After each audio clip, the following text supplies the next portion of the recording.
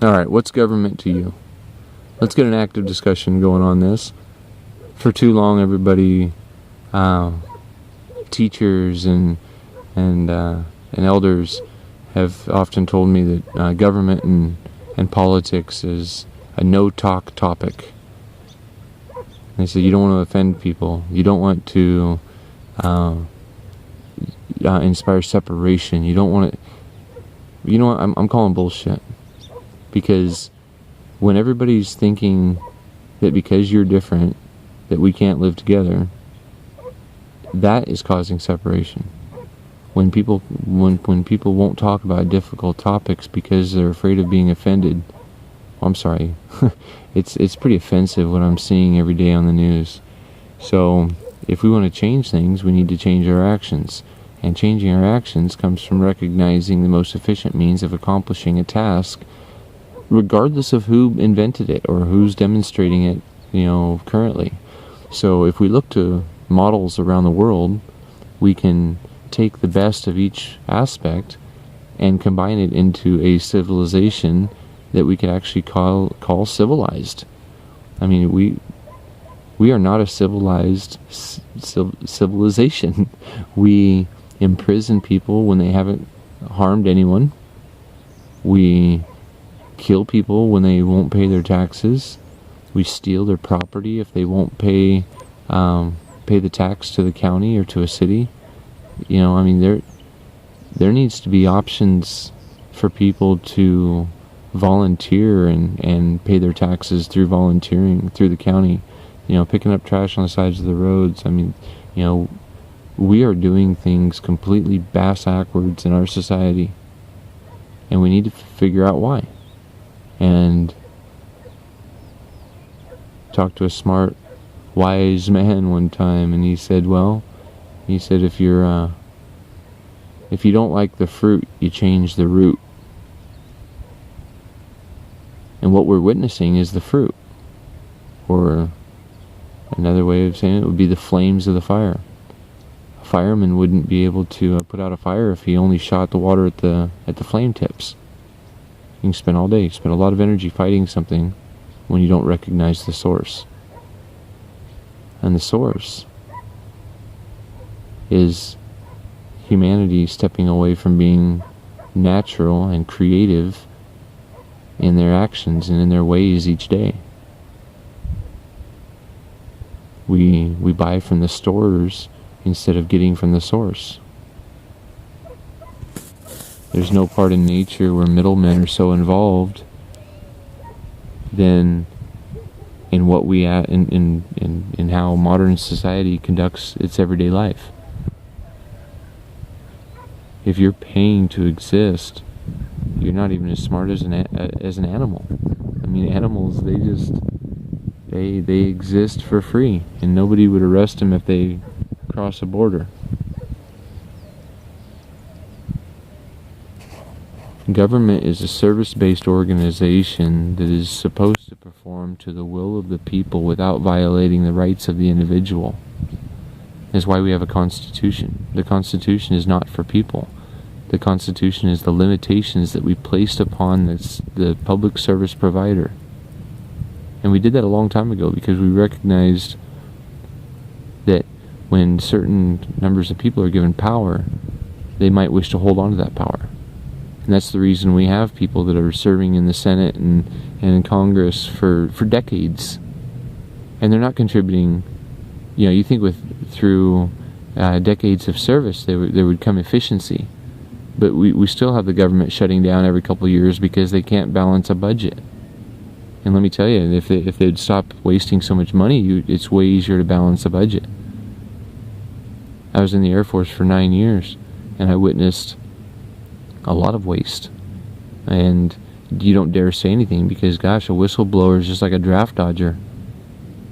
If you're not a good public servant, if you're not a good slave to our Uncle Sam, well, you might as well be somebody that we're fighting, So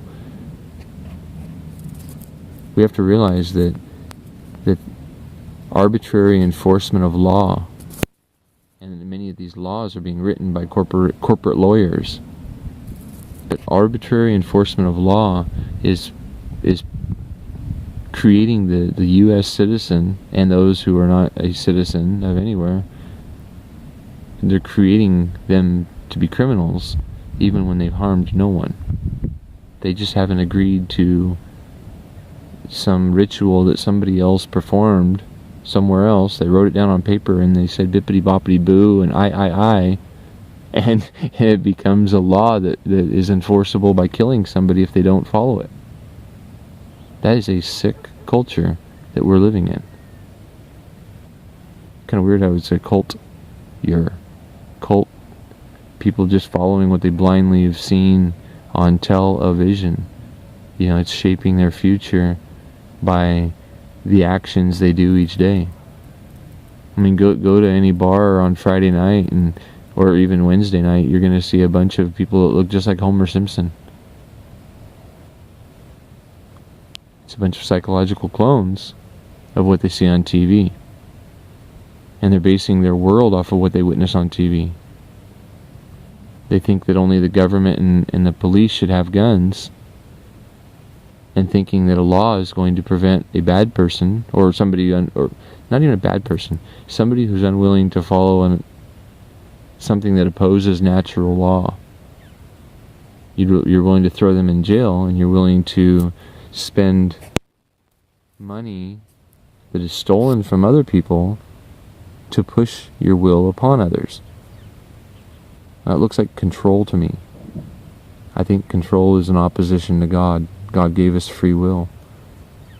You know, there's we have libraries full of laws, when actually all we need to do is follow what can be written on one piece of paper. You know, some people call it the Ten Commandments, or there's natural laws, or there's I don't know. There's so many different religions that I'm sure everybody has their list of how to be good, how to live in society voluntarily and in cooperation with your neighbor. We can do that. They try to tell us that we're overpopulating the earth and we're killing the place. Well, maybe we are killing the place a little bit, or a lot. But I mean, I think that it's just our cumulative action that's producing those results. We live on less than 3% of the arable landmass in the whole wide world. Cities and the agriculture that provide for cities is less than 3% of the areas we could be living on. So cities, they perform function. They're great places to connect with people, and they're places that commerce can be conducted in an efficient way. But if you're not conducting commerce, and you don't want to live right next door to somebody, which everybody that I know that lives in town is always complaining about the noise, they're always complaining about the sirens, they're always complaining about a lot of things that just don't exist when you move outside the city. So you move outside the city and you spread out a little bit, and your life becomes more symbiotic with your natural environment. You're returning your fertilizer to the soil. You're shaping the land, like what we've done here, to collect water instead of shed it. You plant food instead of grass. You eliminate every middleman in your life. Your employer that gives you a job. What if job is an acronym for just over broke? It's the way it keeps you so that you keep coming back for that paycheck. But what if you provided the service that you're good at, and you did it directly for the person who's going to benefit from it? And instead of your boss charging $50 an hour and giving you $15 for your work, you charge, just say $35 or $40 an hour. You want to be competitive. This is a free market capitalism when there aren't laws governing how you're going to conduct business and the parameters that you're going to do it. So if you do a good job, that person's going to tell other people about you. And if you don't do a good job, they're also going to tell other people about you. And you probably won't get any more people asking for your help. But that's the way a free market capitalism works. It's owning the product of your labor without well, I mean, right now it's got a middleman.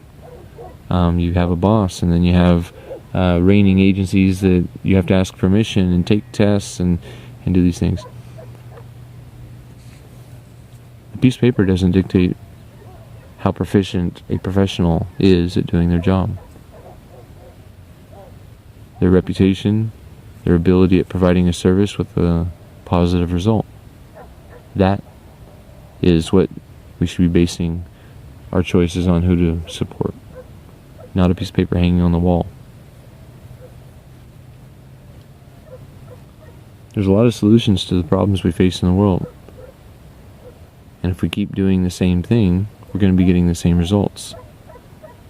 If we start to recognize that middlemen are trying to make money off of everything that we do. And what are you doing, mister? My goodness, you look like the biggest cat ever when I'm still zoomed, huh? Okay, well, Mr. Gato. So anyway, middlemen are killing this place. We need to start being